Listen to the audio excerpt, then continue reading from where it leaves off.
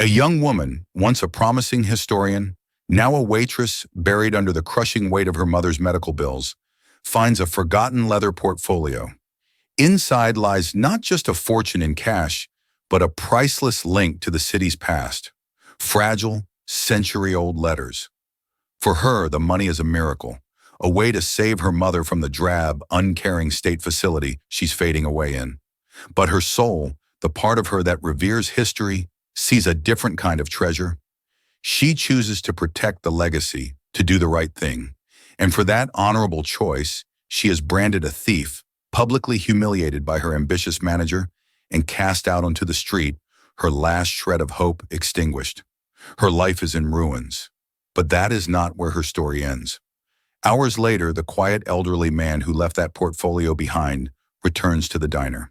He is not just some forgetful patron.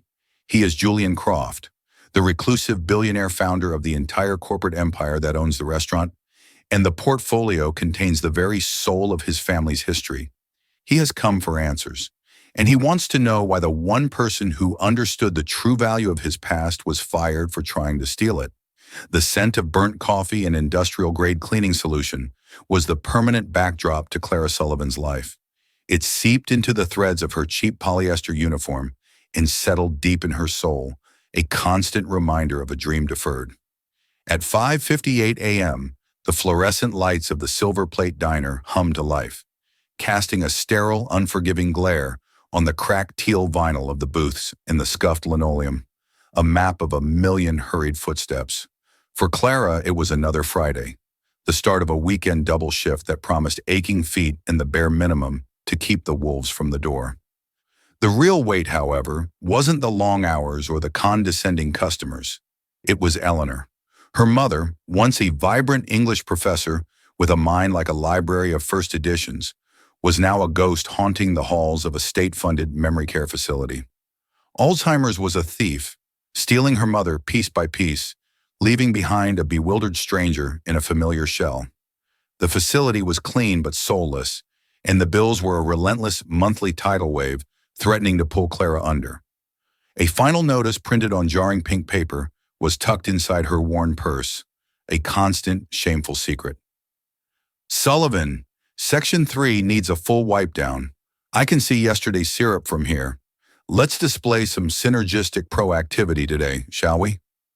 The voice belonged to Garrett Vance, the diner's manager. He was a man in his late 30s who spoke exclusively in the kind of meaningless corporate jargon he'd learned at a weekend management seminar.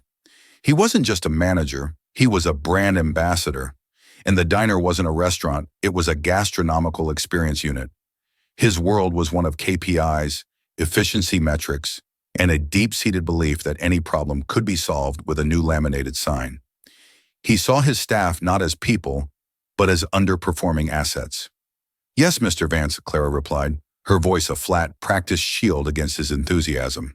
She grabbed a rag and a bottle of sanitizer, her movements honed by years of repetition. It was a cruel irony. She had once spent her days in the hushed, reverent silence of university archives, wearing white cotton gloves to handle centuries-old manuscripts. Her hands, which had once traced the faded ink of Civil War letters, were now wiping sticky rings of coffee from Formica tabletops. She'd been 2 semesters away from her master's in American history and archival studies when Eleanor had gotten sick, and her carefully planned future had evaporated overnight. The morning rush was a controlled chaos of sizzling eggs, clattering plates, and shouted orders. Clara moved through it like a dancer in a dream, her body on autopilot while her mind endlessly juggled the terrifying arithmetic of her life. The care facility is $4,800 a month. My take-home is $2,200. The Social Security covers some, but the gap is a canyon. Dr. Miller wants to try a new medication, but the copay is $300. The numbers were a merciless predator, stalking her every waking moment. Her only friend in this purgatory was Marge, a waitress in her late 60s with a brassy laugh and a worldview sharpened by 4 decades of slinging hash. During a rare moment of calm, Marge leaned against the counter beside Clara, methodically filling ketchup bottles. Heard from corporate again, Marge muttered, jerking her chin toward Garrett's tiny office. He's trying to incentivize napkin usage reduction. Thinks he's going to get a bonus if he can save 12 cents a day on paper goods. Clara managed a faint smile. He'll probably create a PowerPoint presentation about it. You look like you've been wrestling ghosts all night, kid, Marge said, her sharp eyes softening with concern. How's your mom? The same, Clara said, her voice catching slightly. She didn't know who I was yesterday. For about an hour. She thought I was the nurse. The words hung in the air between them, heavy and raw. Marge didn't offer platitudes. She just reached over and squeezed Clara's arm, a silent gesture of solidarity that meant more than any words could. For Clara, that brief connection was a lifeline in an ocean of loneliness. The fear of not being able to care for her mother, of failing the one person who had sacrificed everything for her, was a cold, constant ache deep in her bones.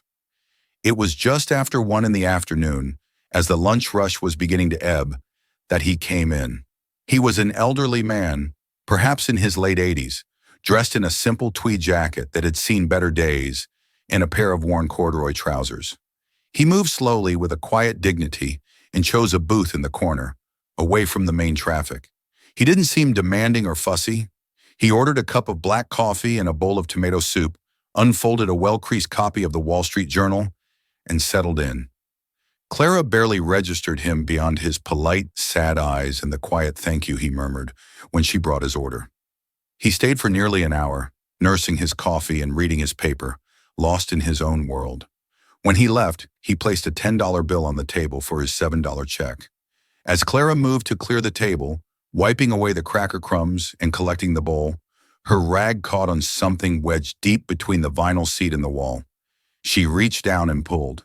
It wasn't a wallet. It was a dark brown leather portfolio, old and beautifully worn, the kind lawyers or architects used to carry before laptops. It was heavy, substantial. Her heart did a little nervous tap dance against her ribs. Garrett Vance's policy on lost items, outlined in a 17-page memo titled Asset Reclamation and Custodial Protocols, was absolute. All found property, from a child's dropped toy to a diamond ring, was to be turned over to the on-duty manager immediately. No exceptions. Failure to comply would be interpreted as intent to misappropriate. Clara glanced toward the manager's office. Garrett was on the phone, pacing back and forth, his voice a low, angry buzz. He was gesturing emphatically, likely haranguing a supplier over the rising cost of pickles.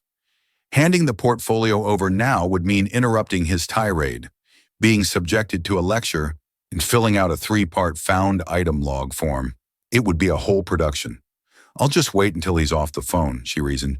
It'll be faster, less of a fuss. She tucked the portfolio under her arm, the worn leather a strange and foreign object against the thin fabric of her uniform. She had every intention of turning it in.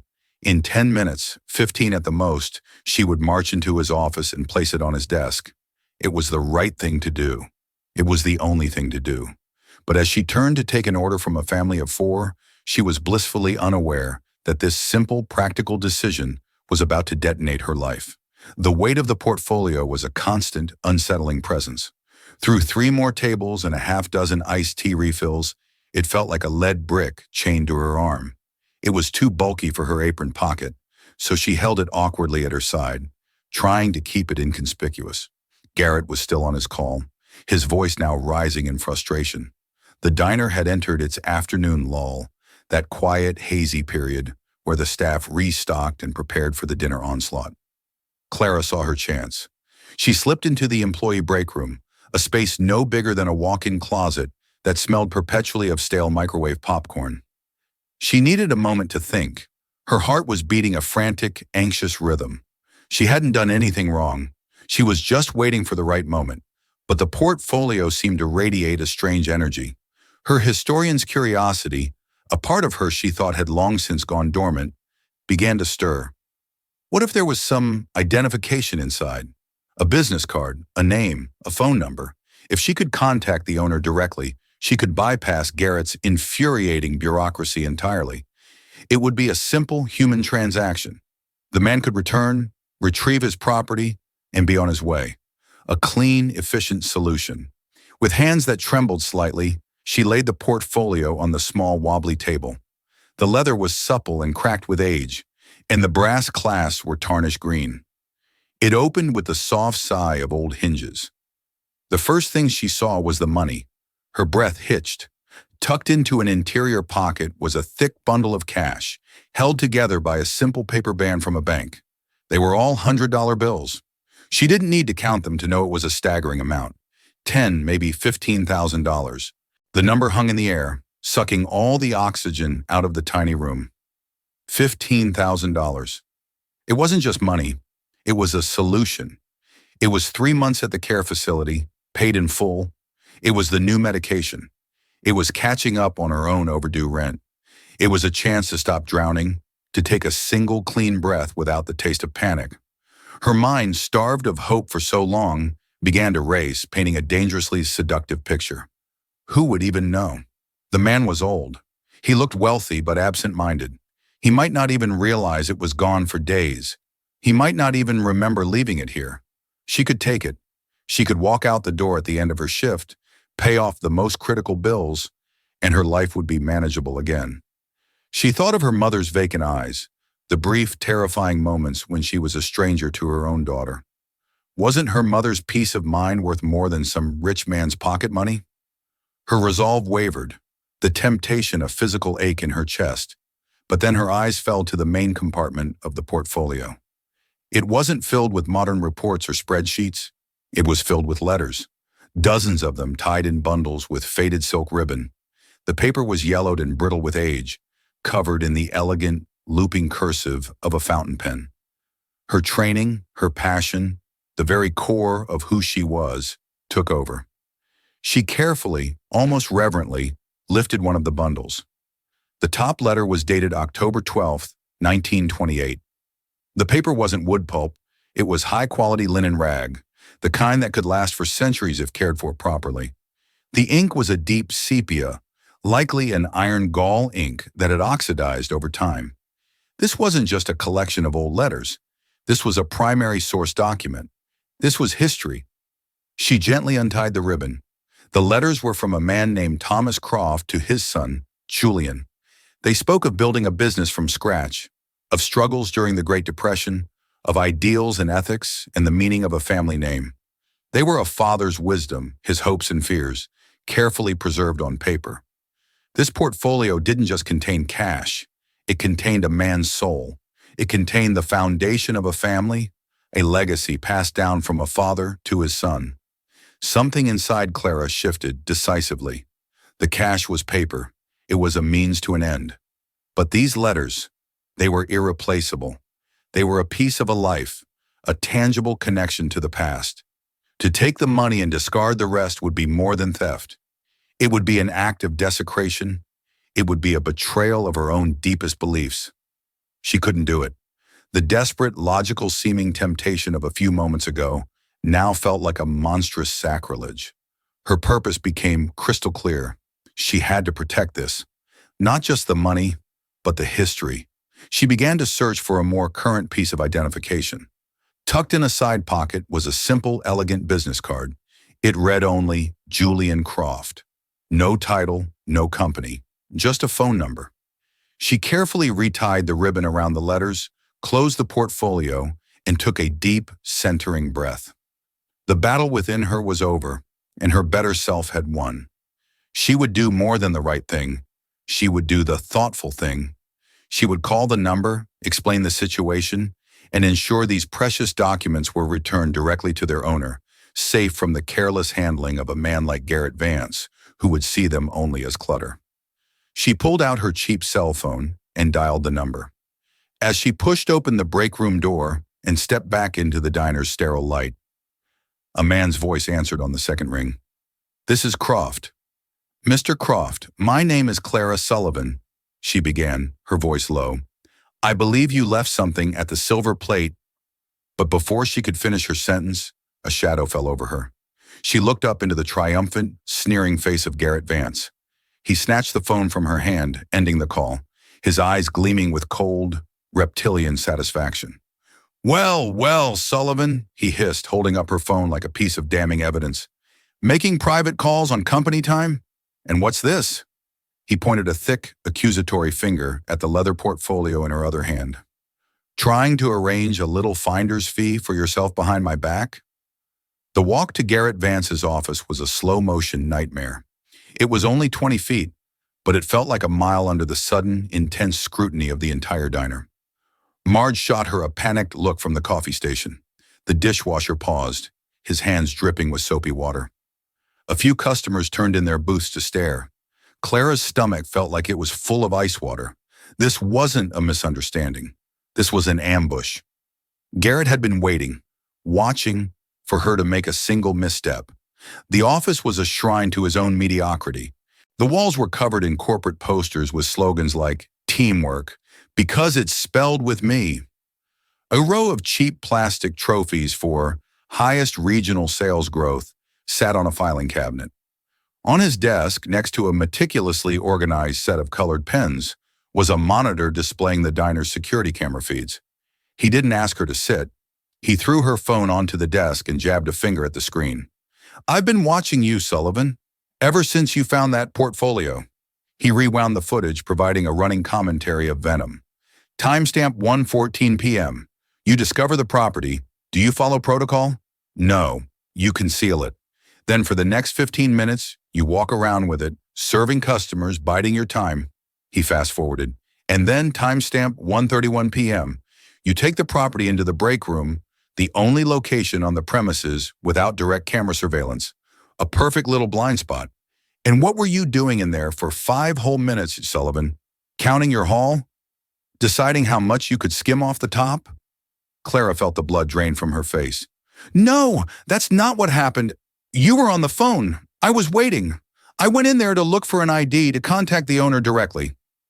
She gestured at the portfolio, which he had placed on the corner of his desk like a museum artifact.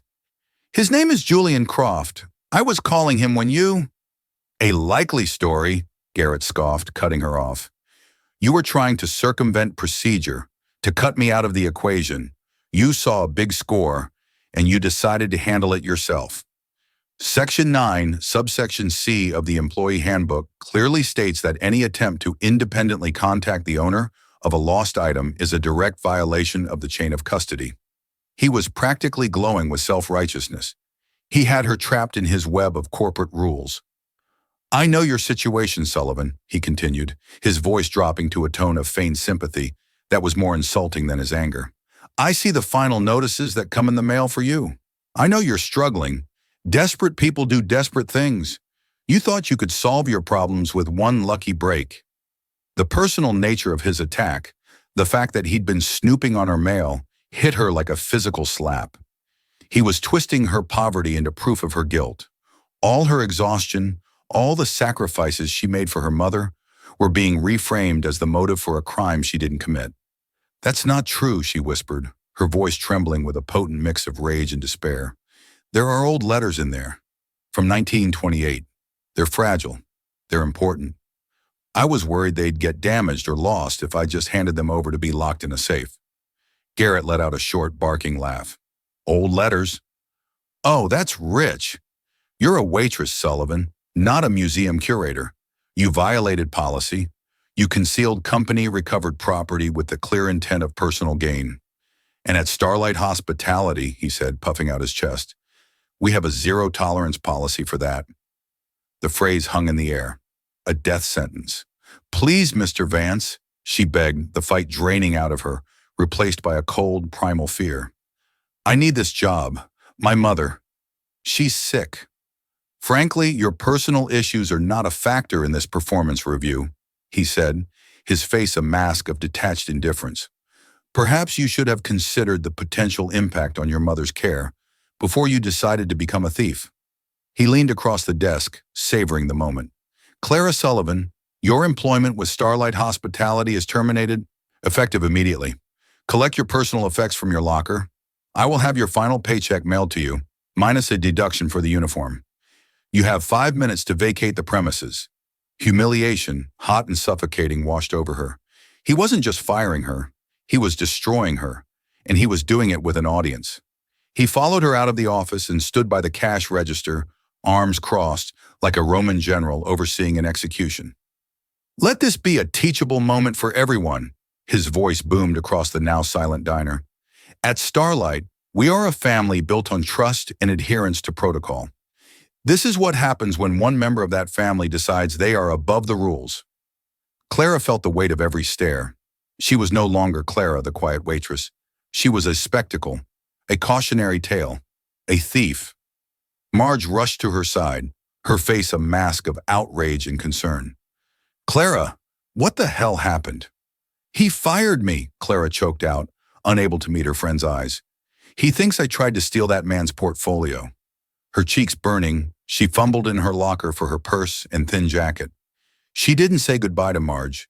She couldn't bear the pity.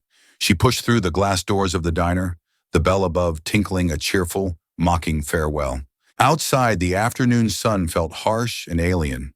The sounds of the city, the traffic, the distant sirens seemed to mock her sudden, silent ruin. She had walked in that morning, worried about making rent. She was walking out now, jobless, branded, with the false accusation clinging to her like a shroud. She clutched the pink final notice in her purse, its sharp edges digging into her palm. She had nothing left, and as she began the long, numb walk back to her empty apartment, one question screamed in the void of her mind. What am I going to do about Mom? The apartment was suffocatingly quiet. It was a silence that amplified the frantic ticking of the cheap wall clock and the frantic thumping of her own heart. Clara sat on the edge of her lumpy sofa, the city's indifferent sounds filtering through the thin glass of her window. The world outside kept moving, but hers had ground to a halt. She replayed the scene with Garrett over and over in her mind, each viewing more agonizing than the last. His smug face, the corporate buzzwords, the public shaming. He hadn't been interested in the truth. He had been interested in a victory. He had used her vulnerability as a stepping stone, a way to look decisive and effective to the invisible powers at corporate headquarters. He had probably already written a glowing report about how he had neutralized an internal security threat. A fresh wave of anger, sharp and acidic, burned through the fog of her shock. It wasn't just about the job. He had taken her integrity, the one thing she had left, and twisted it into something ugly. He had called her a thief. The word felt like a physical brand on her skin. Her phone rang, startling her. It was an unfamiliar number. She ignored it, assuming it was a debt collector. It rang again, persistent. With a sigh of resignation, she answered, ready to deliver her well-practiced speech about her difficult circumstances. Miss Sullivan, the voice was old, calm, and vaguely familiar. This is Julian Croft. I apologize for the abrupt disconnection earlier. Clara's breath caught in her chest. It was him, the owner of the portfolio. Mr. Croft, she stammered, standing up as if he were in the room with her. I am so sorry. I was trying to call you. I found your portfolio. So I gathered, he said. There was a pause. I've just returned to the diner. The manager, a Mr. Vance, has informed me of the situation. He tells a rather dramatic story in which he is the hero and you are the villain. Clara's heart sank. Of course, Garrett had gotten to him first, cementing his twisted version of events. Mr. Croft, I swear to you, I was not trying to steal anything. I saw the letters. I'm a historian, or I was studying to be one. I knew they were old and fragile. I was afraid they would be mishandled. He mentioned you'd concocted a story about being a curator, Mr. Croft said, his tone unreadable. It sounded like he was quoting Garrett directly. It's not a story, she said desperately, tears welling in her eyes. They're written on linen rag paper, probably from the late 1920s. The ink is iron gall. They are precious. I just wanted to make sure they were returned to you safely. There was a long silence on the other end of the line. Clara held her breath, her knuckles white as she gripped the phone. This was it, her one chance to be believed. Linen rag, Mr. Croft finally said, his voice softer now, tinged with something that sounded like wonder. Iron gall ink. You know about such things? Yes, sir. It was my field of study. I could even see from the handwriting and the content that it was a correspondence from a father to his son, discussing building a business through difficult times. Another silence, longer this time. When he spoke again, His voice was thick with emotion. "Those letters were written by my father, Thomas Croft, to me. He wrote them during the Depression. They are the foundation of everything I've ever built, the foundation of the company that owns that diner." The revelation hit Clara with the force of a physical shock. The quiet old man in the tweed jacket was the founder, the entire Starlight Hospitality empire. The portfolio wasn't just a personal memento, it was the origin story of a corporate giant.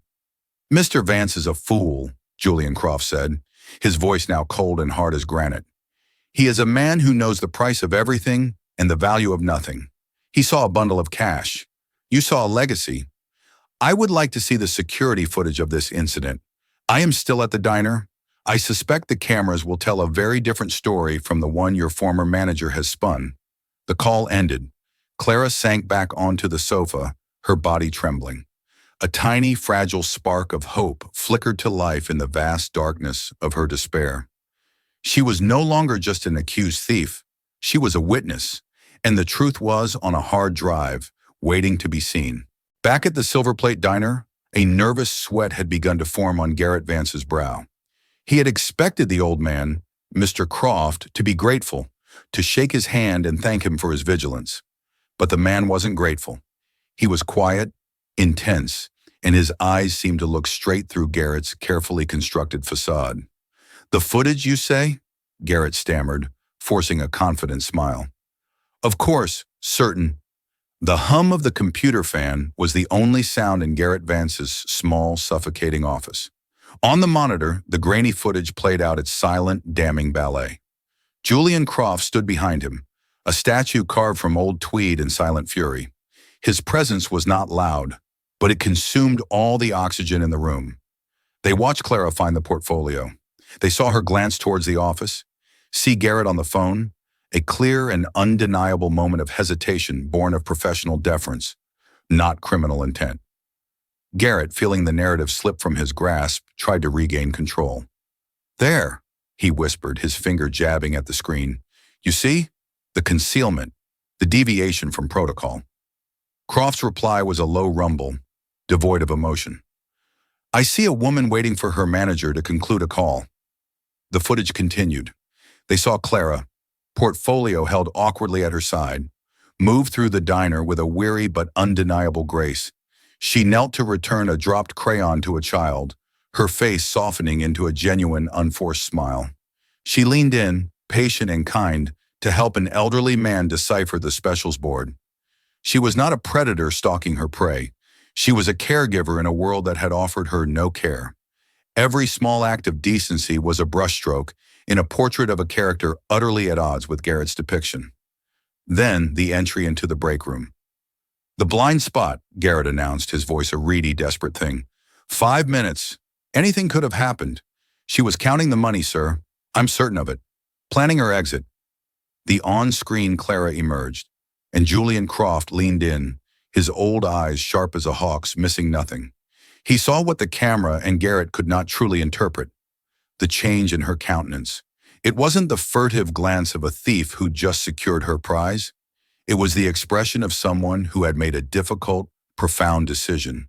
Her shoulders were set, her jaw was firm. There was a clarity in her eyes, a purpose. She pulled out her phone, her movements deliberate, and took a step toward the exit, seeking a pocket of quiet. Then she stopped, turning back, and the hyena-like form of Garrett Vance descended upon her. The rest was a brutal, efficient character assassination. They watched him snatch the phone. They saw Clara's face, a canvas of shock, confusion, and fear, but not a trace of guilt. And then the public spectacle. Garrett's chest puffed with pathetic pride, Clara's entire world crumbling under the weight of 100 indifferent stares as she was cast out. The video loop ended, returning the screen to a grid of 16 silent, empty scenes. The hum of the computer seemed to grow louder, an electronic shriek in the profound silence. "You are a connoisseur of policies, Mr. Vance," Julian Croft said, his voice so quiet it was more terrifying than any shout. "So let us speak of them. Is it the policy of Starlight Hospitality to allow its managers to become so engrossed in a phone call about the price of pickles that they are unavailable for a time-sensitive matter regarding a customer's property? Garrett's face went slack. Well, no, but is it policy to berate and humiliate an employee in full view of your clientele, destroying staff morale and the customer experience in one fell swoop? It was a teachable moment, sir. Oh, it was, Croft agreed, turning to face him fully. For the first time, Garrett saw past the worn jacket and the tired eyes to the bedrock of power beneath.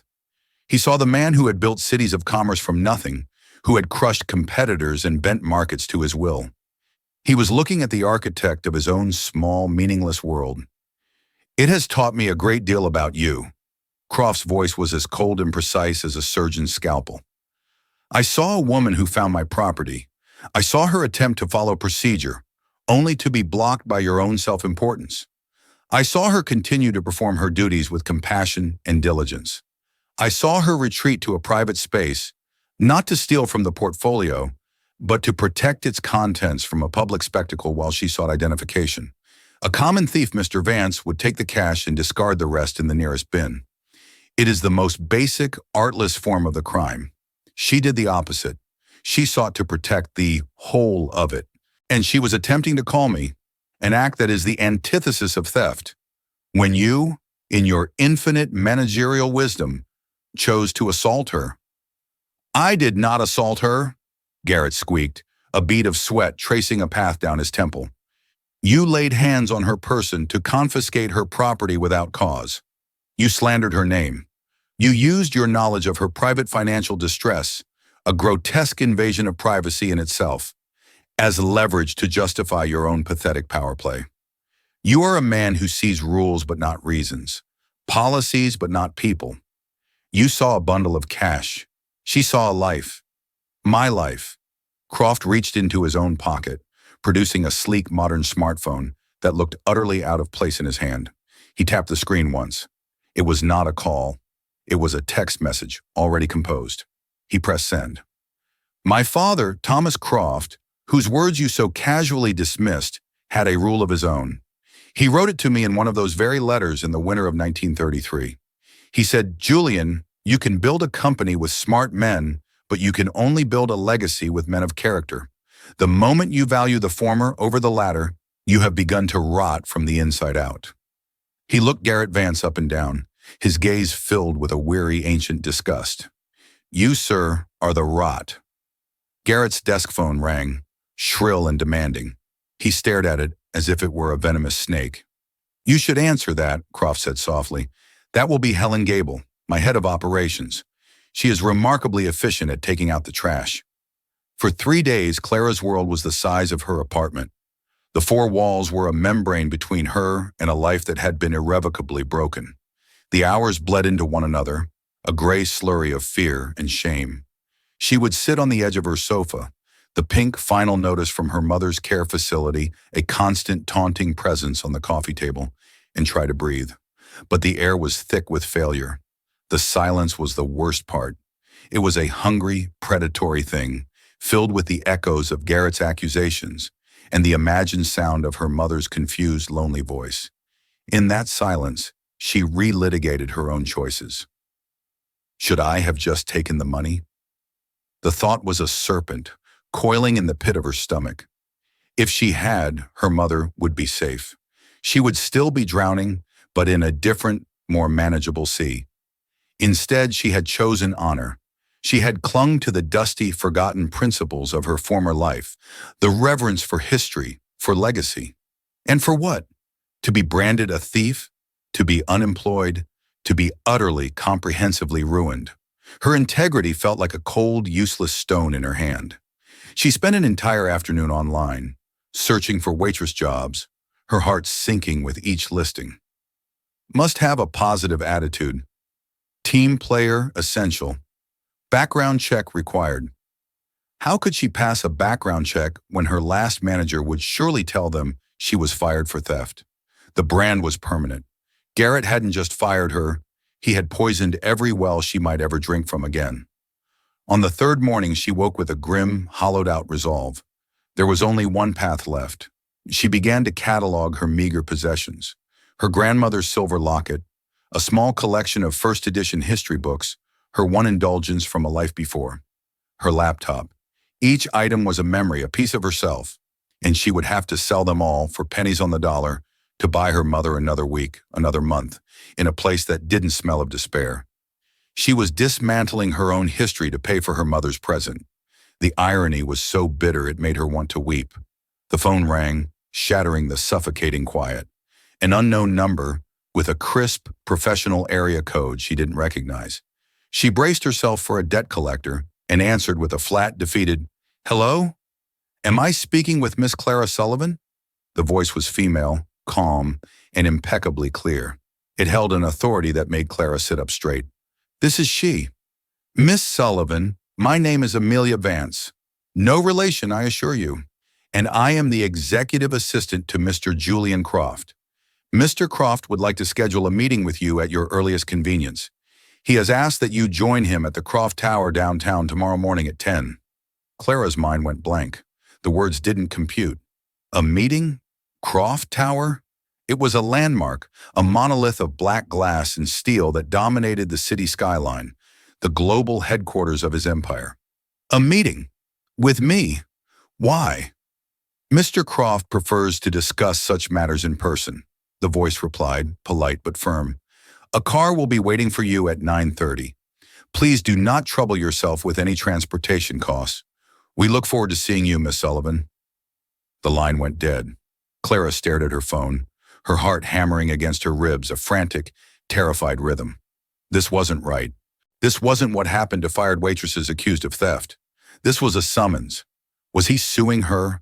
Was corporate demanding she sign some sort of non-disclosure agreement? Her mind, conditioned by months of bracing for the worst, could not conceive of a positive outcome. This was just a different, more corporate kind of execution. The next morning, a black town car, silent as a shadow, was waiting at her curb precisely at 9:30 a.m. The driver, a man in a crisp suit, held the door for her without a word. The interior smelled of clean leather and quiet money.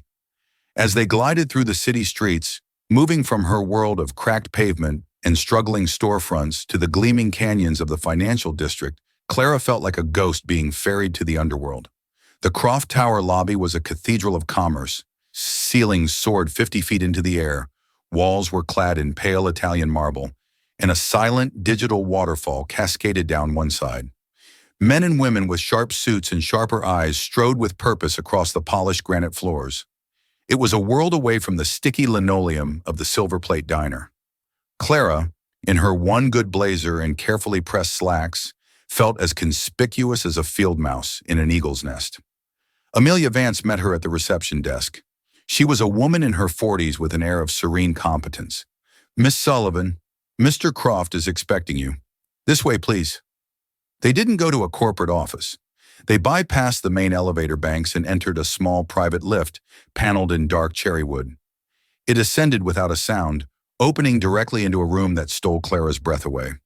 It wasn't an office, it was a library, a two-story sanctuary of knowledge, smelling of old paper, lemon oil, and time itself. Sunlight streamed through a vast arched window, illuminating swirling dust motes and the spines of thousands upon thousands of leather-bound books. In the center of the room, seated in a worn leather armchair beside a low table, was Julian Croft. The leather portfolio was on the table in front of him. He rose slowly as she entered, his movements still careful, but his posture radiating an energy she hadn't seen in the diner. The sad, tired eyes were gone, replaced by a gaze that was alert, intelligent, and deeply kind. "Clara," he said, his voice warm. He gestured to the chair opposite him. "Thank you for coming. Please sit." She sat on the edge of the cushion, her hands clasped tightly in her lap. "First," he began, his voice leaving no room for argument, "I owe you an apology that words cannot truly encompass. What was done to you was an abomination. It was a failure of my company, my management, and my principles. Mr. Vance has been permanently removed from any and all operations. But that is a consequence for him. It is not a restitution for you. Nothing can give you back your peace of mind or erase the humiliation you were forced to endure. But I must try." He slid a long cream-colored envelope across the polished surface of the table. "This is a legal matter, so it has legal documents. It is a formal letter of apology from the board of directors. It is also a check. This is not severance, this is not a gift.